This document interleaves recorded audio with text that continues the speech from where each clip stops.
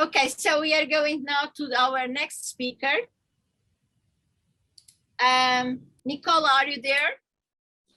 Yes, of course. Oh, welcome, welcome. Very honored to have you here. Thank you so much. Thank you for your availability and interest in being here with us. I'm going to introduce you, but you are very known and very famous. Yes, but I'll tell just a few words. So Nicola Fabiano is an Italian lawyer, not just an Italian lawyer, entitled to represent clients before the Italian High Court, civil law specialist, independent researcher. Nicola is currently the president of Submarine Data Protection Authority since January 2019.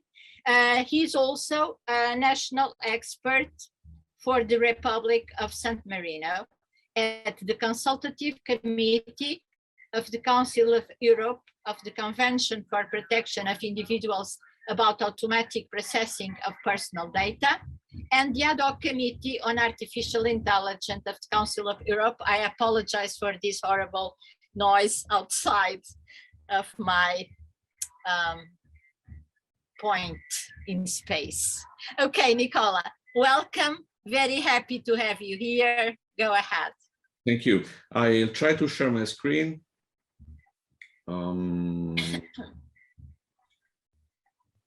Sorry. Okay. Okay. Where is the file? I'm sorry. I'm finding the file.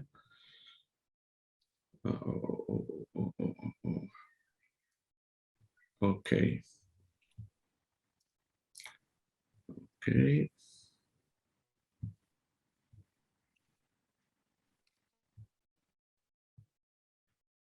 Can you see my screen? Yes, yes. Okay. Okay. Sorry. Okay. First of all, good morning, good afternoon, and good evening, everyone. Greetings from Italy. Thank you very much, Isabel, for the invitation and the introduction. I much appreciated. I intervene here as Studio Legale Fabiano, my law firm and USA affiliation, but let me take the opportunity to bring the institutional greetings of the San Marino Data Protection Authority behind the President. I move to my intervention.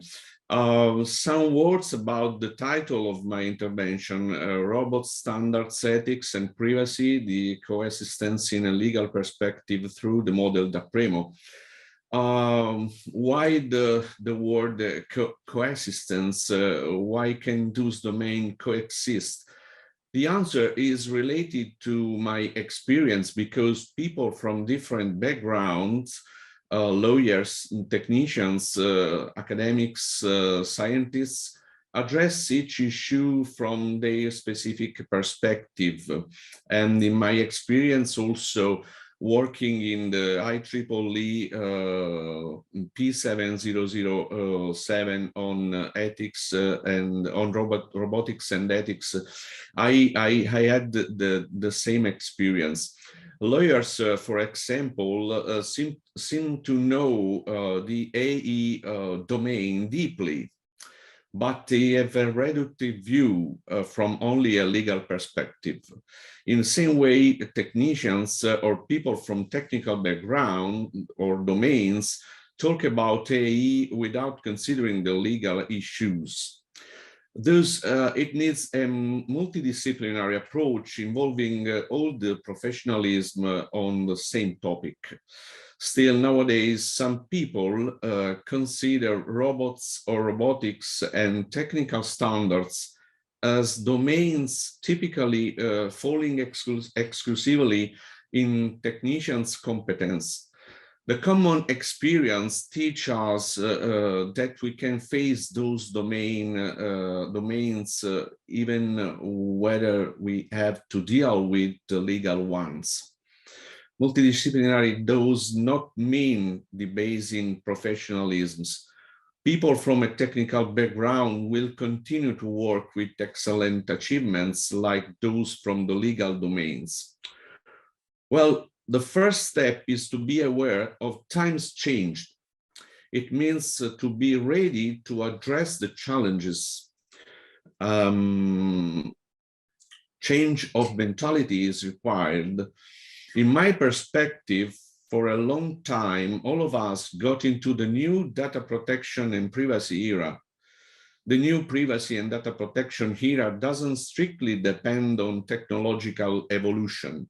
I think that it is a real new phase requiring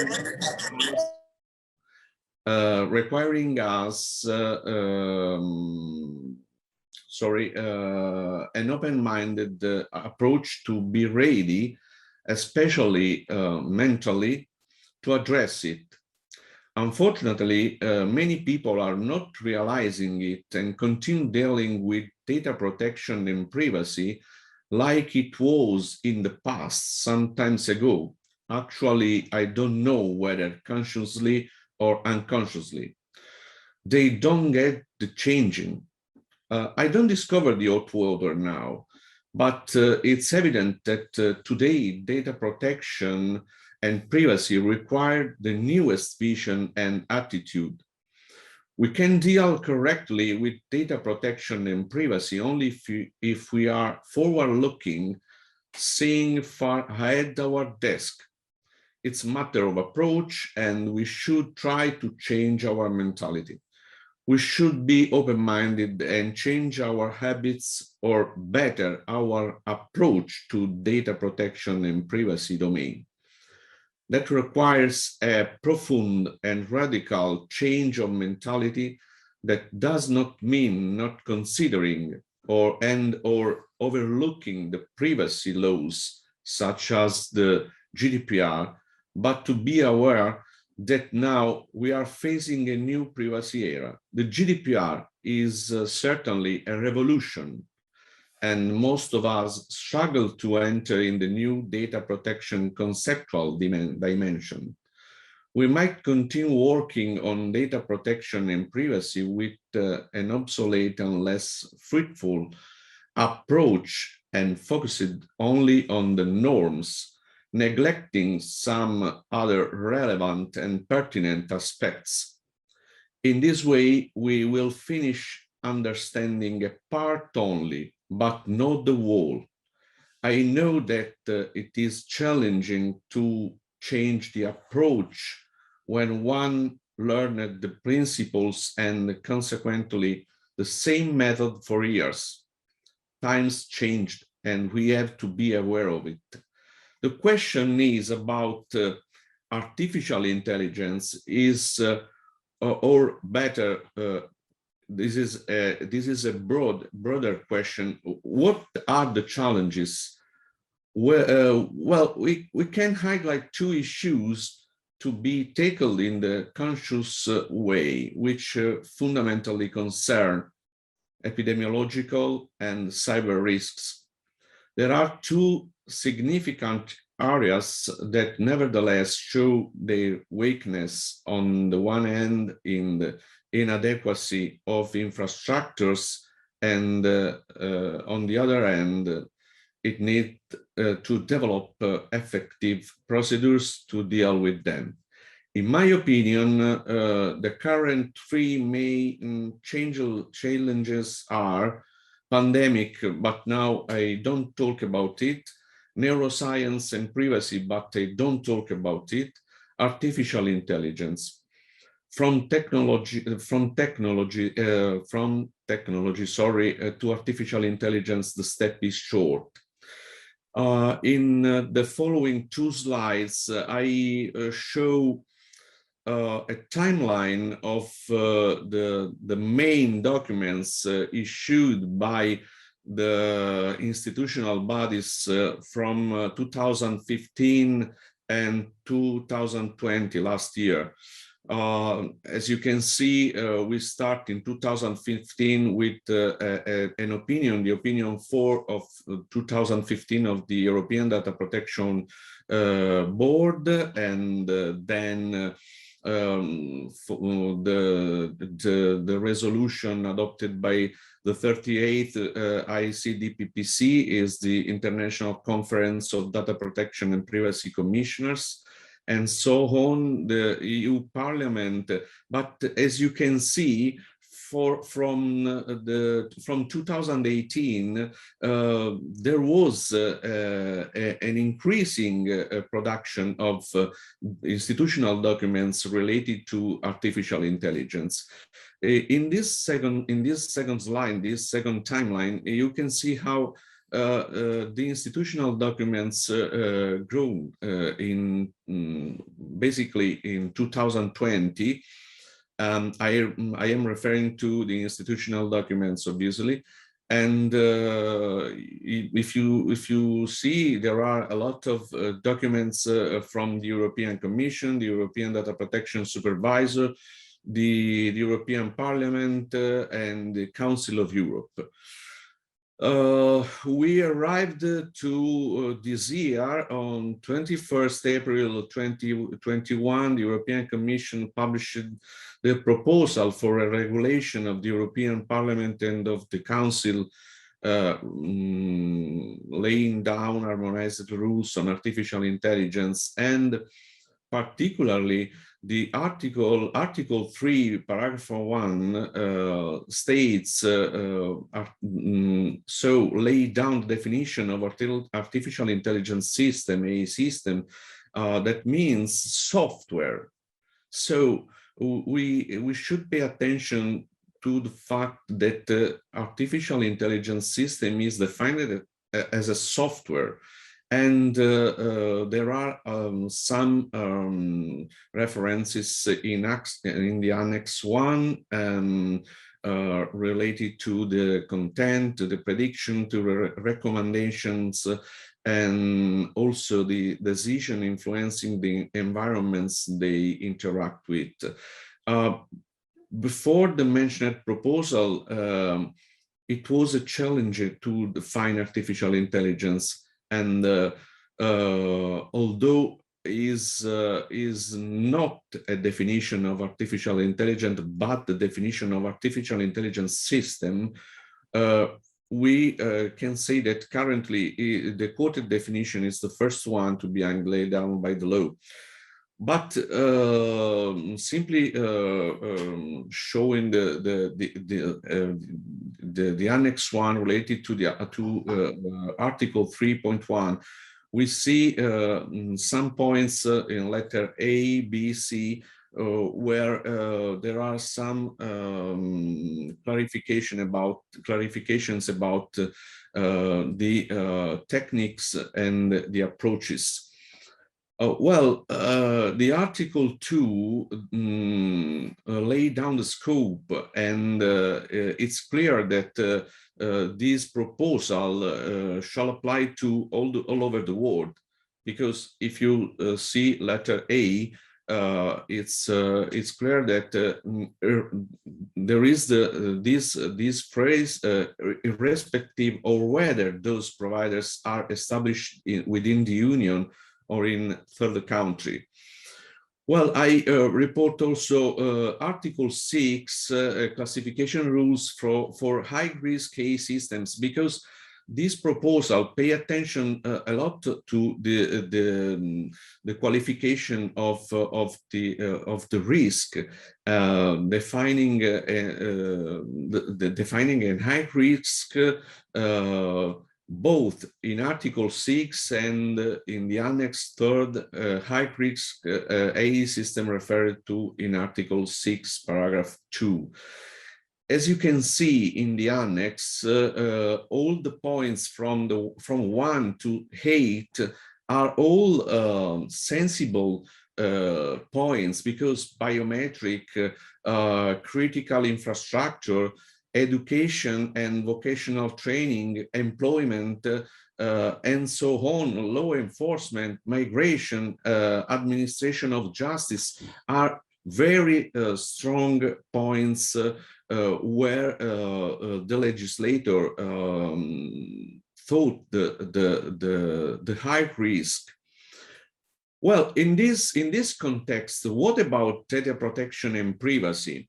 Oh, firstly, we in the second whereas of this proposal, the European legislator is aware that there is the main reference in Article 16 of the treaty, the TFU, and which I report below, that is that states everyone has the right to the protection of personal data concerning them, but this is the main institutional reference. However, I don't want to bore you with other rules, legal rules, but we know that there is the GDPR, the Convention 108, and so on, and others,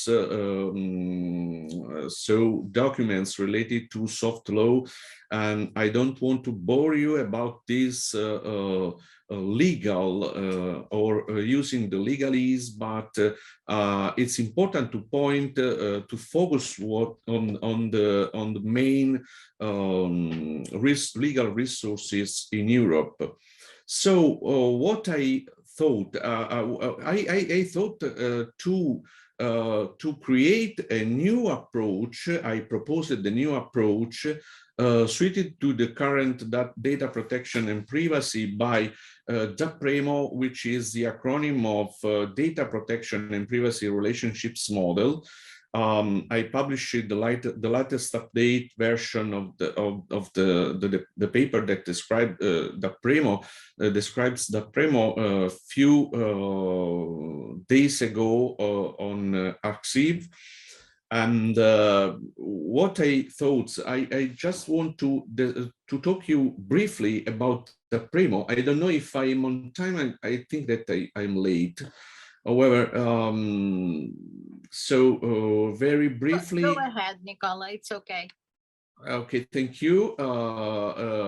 Since several years ago, I started thinking about the relationships between mathematics and law. And I realized, though, it was necessary to deepen the subject, beginning to try the correct relationships, especially regarding mathematics and data protection. Well, what about DAPPREMO? DAPPREMO is the data protection and privacy relationships model which I created. It is based on high mathematics and especially on set theory and fiber bundle. It can be expressed mathematically through the concept of equivalence relationships. I report some slides where I describe briefly a very basic diagrams on the relationship in the set theory, one-to-many, and the Euler-Venn diagram here in the following slide. And I describe DAPPREMO as so as a representation of a multidimensional distributed network system, but finally I arrived to identify the model helping me by mathematics, describing DAPPREMO as a fiber bundle set where each point of this row when crossed with another row represents a point of the relationships between objects of the set. I am conscious that it's quite complicated in a very short time to describe DAPPREMO. If you are interested, I invite you to read the paper that is freely available on Arxiv. I want to thank you for your attention, and I am ready for for questions and answers. Thank you so much. Thank you so much, Nicola, for the excellent presentation. Any questions? We are running out of time, but there's still time for a question, and you can always contact Nicola through the question and answer channel, or of course through his contacts.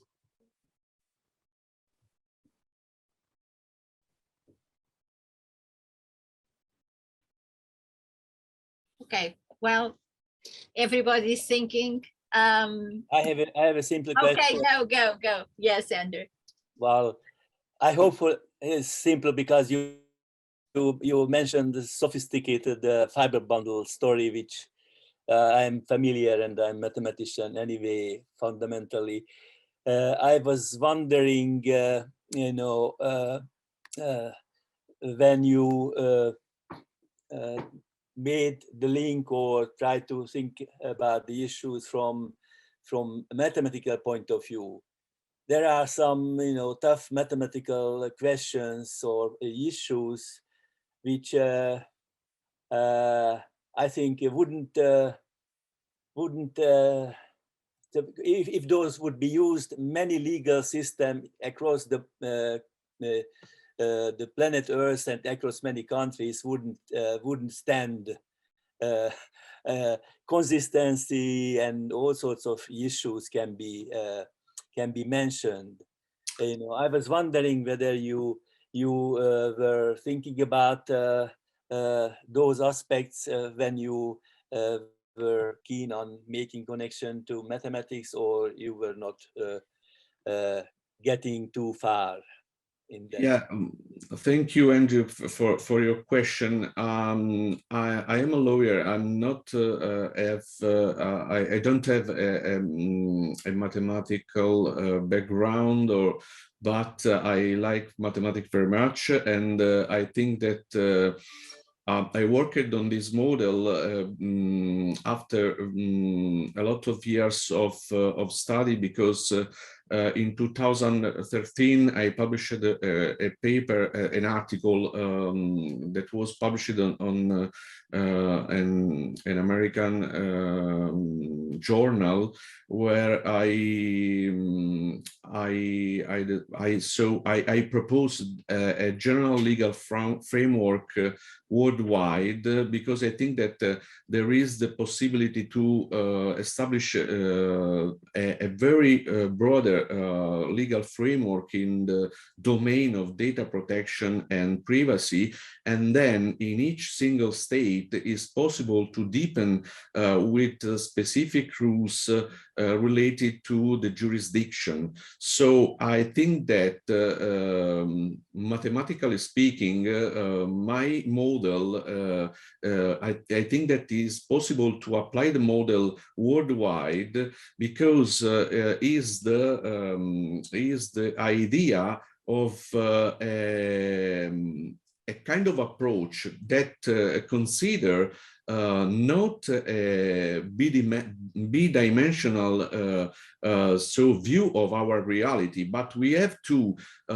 try to see our reality in a multidimensional perspective.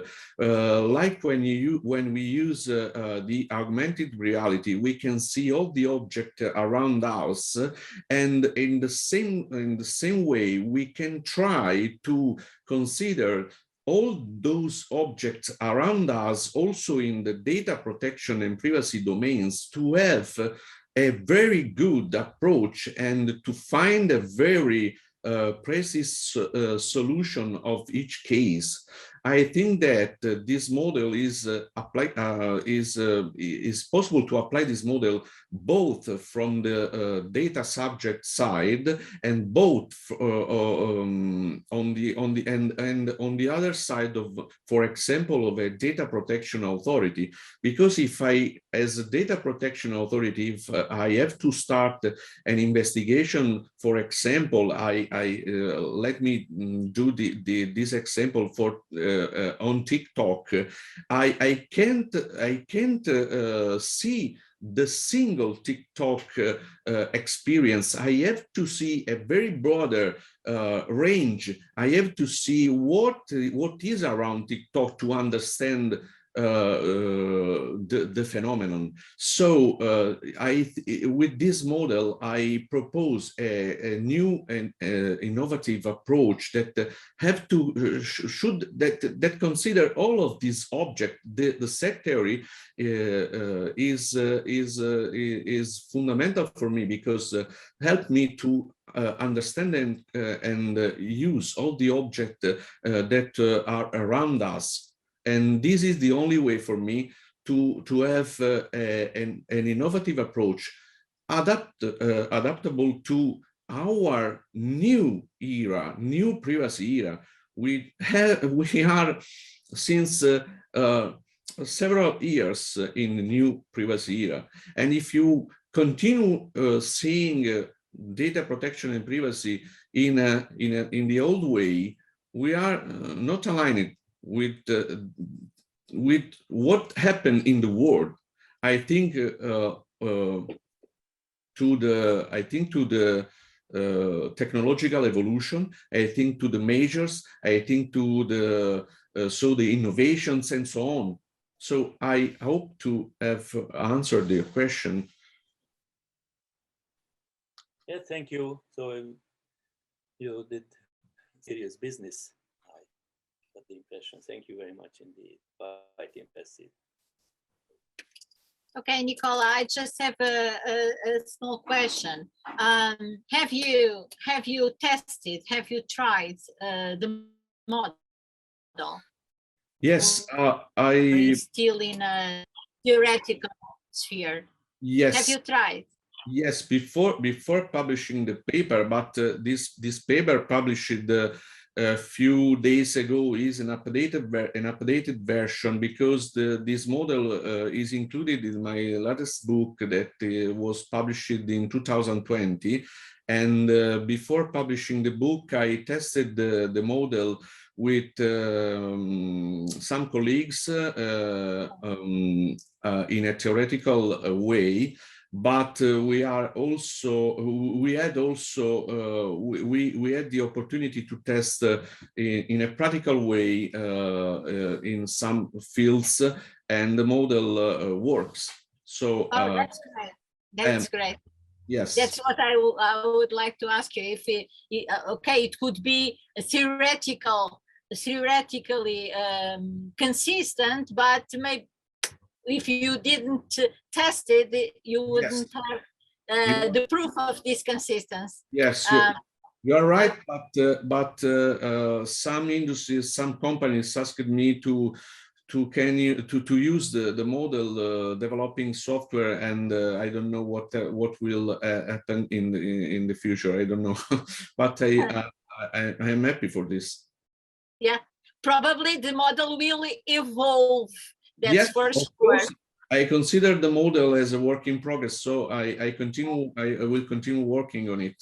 Yes, but I think it's the principle. It's the grounding idea is really great. Congratulations. Thank you. And thank you for being here.